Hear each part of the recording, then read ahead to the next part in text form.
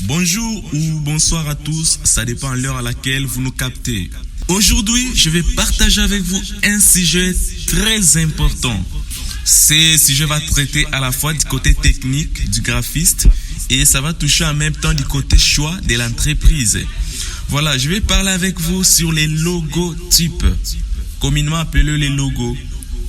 En fait, pour un graphiste, ça va lui aider comment? Normalement, on se pose beaucoup de questions lorsque vous êtes devant un client.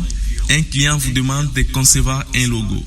Parmi les milliers de types de logos qui existent, quel est le type dont tu vas choisir?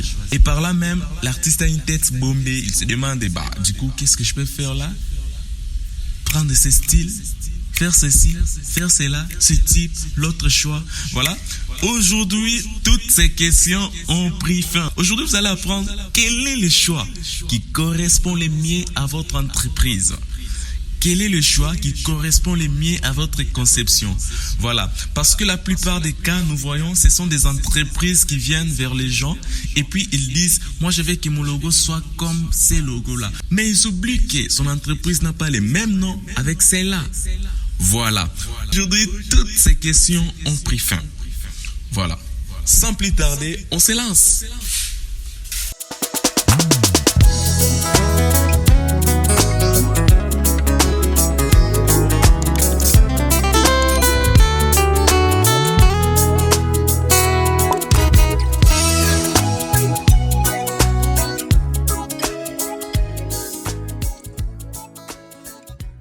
Je tiens à vous signaler que je prends en compte tous vos commentaires. Parce que toutes les vidéos que nous concevons, que nous faisons ici comme tuto pour publier, proviennent de vos commentaires. En tout cas, n'hésitez pas de liker la vidéo, de commenter et de nous donner vos propositions pour que vous ayez encore un maximum de vidéos davantage. Comme les titres l'indiquent bien, aujourd'hui, nous allons parler sur les logotypes. Voilà, parce qu'il y a la plupart des gens qui m'ont demandé en tout cas de décortiquer sur les logos, de quoi il s'agit. Premièrement, je tiens à définir c'est quoi un logo. Voilà, une définition que je peux donner, c'est une définition courte et bref. Un logo, comme les gens aiment bien abréger, ou un logotype, est une composition figurée qui sert à identifier visuellement, de façon immédiate. J'insiste bien, de façon immédiate, une entreprise, une marque, une association, une institution, un produit, un service, un événement ou toutes sortes d'organisations dans le but de se faire connaître et de reconnaître des publics. Voilà. Si je peux bien symboliser ça ou soit répéter ça un peu d'une manière courte, je dirais ceci. Un logotype est une composition, c'est-à-dire c'est un ensemble, ça peut être la typographie, mélanger des éléments graphiques, d'un petit dessin, voilà quelque chose de comme ça, pour créer une composition, c'est-à-dire c'est une composition figurée qui sert à identifier visuellement.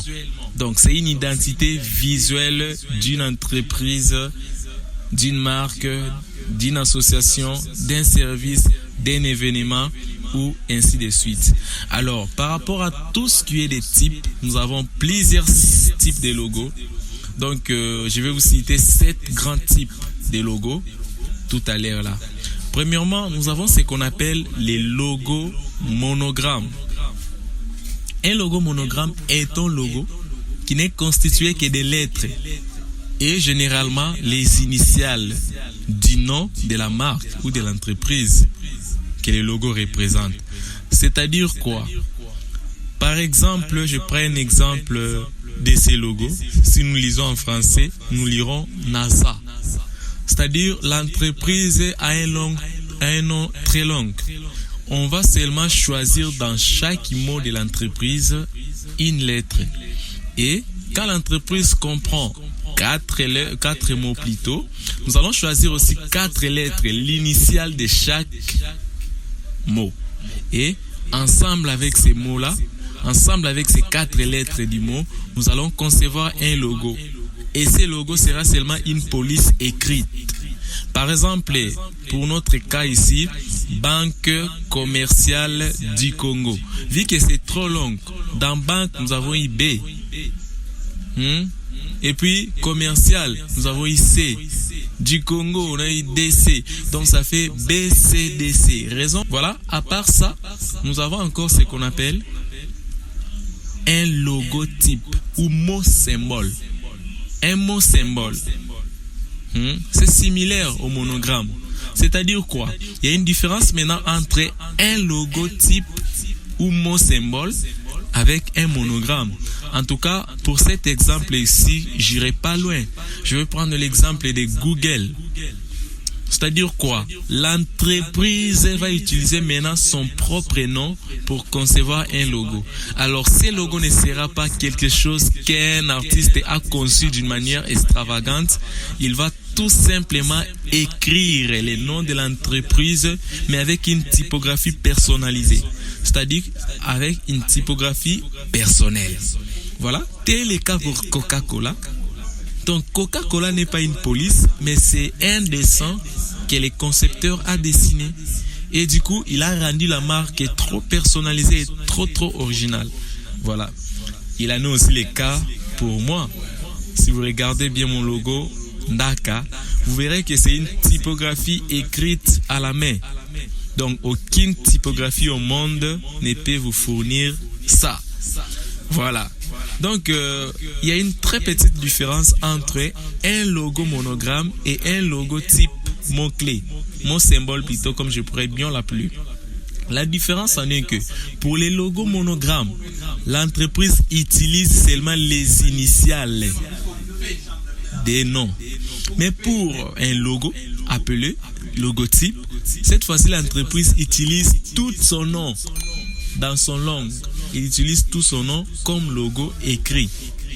Et quand est-ce qu'il faut utiliser un logo monogramme? C'est lorsque l'entreprise a un nom trop long. Quand est-ce qu'il faut utiliser un logotype, mot symbole? C'est lorsque l'entreprise a un nom trop court. Voilà, vice versa. Et j'en passe. Maintenant, nous avons encore ce qu'on appelle les logos symboles, ou soit logo pictogramme. Ici, c'est tellement clair comme vous pouvez entendre pictogramme. Je pense que ça vient du mot picture, image. Alors, c'est un logo dont le concepteur a utilisé une image pour représenter l'entreprise, la marque ou ainsi de suite. Ici, je ne vais pas trop tarder, je vous donne directement l'exemple du logo Twitter. Vous verrez que le concepteur a utilisé juste un oiseau pour représenter l'entreprise. Et du coup, quand nous voyons cet oiseau qui vole, nous connaissons bien. Et puis, nous pouvons ajouter encore un exemple ici. Il s'agit bien de Apple. Voilà. iPhone. Vous verrez, c'est juste le concepteur a utilisé une pomme mordue qui représente l'entreprise. C'était le logo pictogramme. Et nous avons encore ce qu'on appelle les logos abstraits. Ici aussi, les concepteurs utilisent une image, tout comme les logos pictogrammes pour représenter l'entreprise. Mais il y a une différence entre un logo abstrait et un logo pictogramme. D'où vient la différence? Dans un logo pictogramme, les concepteurs utilisent une image figurative, soit une image concrète pour représenter l'entreprise. Mais ici, dans les logos abstraits, les concepteurs utilisent maintenant une image abstraite pour représenter l'entreprise. Nous avons plusieurs exemples. Vous pouvez voir les logos Adidas, vous pouvez voir les logos Pepsi et ainsi de suite. Et nous avons encore ce qu'on appelle les logos mascottes.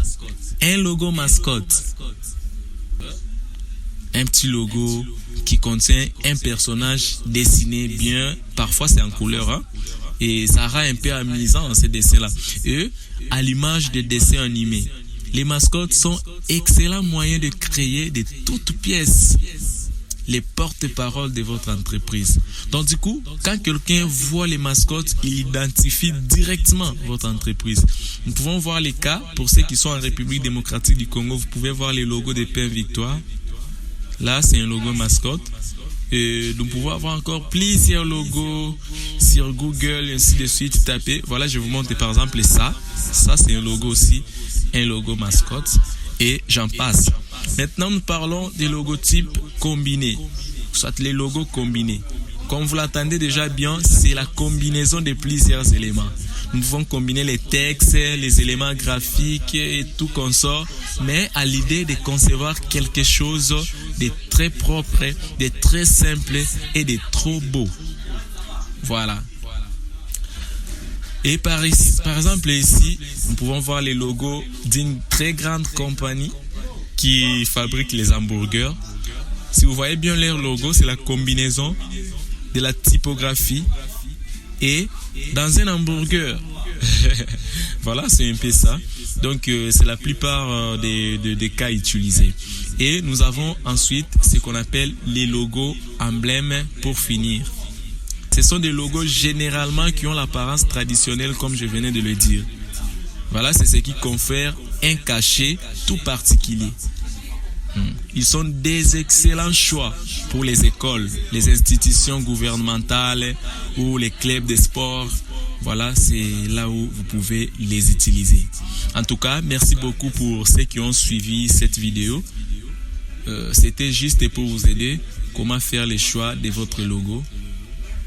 Je pense pour ce qui est des qualités d'un bon logo, je peux vous mettre cela à la description là-bas et vous allez voir quelles sont les qualités d'un très bon logo.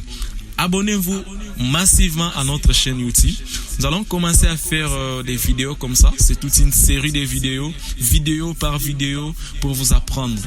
Vous n'avez pas eu peut-être la chance de faire la communication visuelle ou soit de faire une école des arts. Waouh! Voici, vous êtes tombé sur une très bonne chaîne. Il vous suffit seulement de vous abonner et activer la cloche des notifications pour ne rater aucune de nos prochaines vidéos. Ciao!